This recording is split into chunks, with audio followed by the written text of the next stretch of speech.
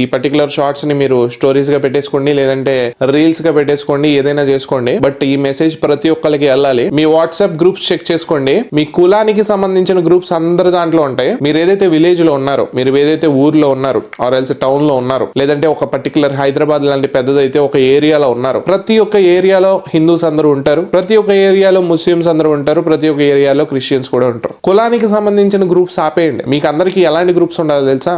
మీ ఊర్లో ఉన్న ప్రతి ఒక్క హిందూ ఆ గ్రూప్ లో ఉండాలి. బయట ఊర్లో ఉన్న హిందూస్ రాకూడదు అందులోకి. మీ పర్టికులర్ ఏరియాలో ఫోన్ కొడితే మెసేజ్ పెడితే గబుక్కు మన బండి వేసుకుని వచ్చేసేలాగా ఉండాలి. సో అలాంటి గ్రూప్స్ ప్రతి ఒక్కరు ఫోన్ లో ఉండాలి. సో దీని వల్ల ఏమైద్ది, ఇలాంటి సిచ్యువేషన్ ఏదన్నా వచ్చినప్పుడు జస్ట్ ఒక మెసేజ్ అండ్ ఒక ఫోటో, అరే ఇక్కడ ఇలా జరుగుతుంది, మన హిందూ దేవి దేవతల మీద అటాక్ వచ్చారు, ఆర్ ఎల్స్ ఇట్లా ధ్వంసం చేస్తున్నారు, మీరందరూ రావాలి అని ఒక చిన్న మెసేజ్ పెడితే ఒక్క నిమిషంలో కనీసం 10 మంది గ్యాదర్ అయ్యేలాగా ఉండాలి.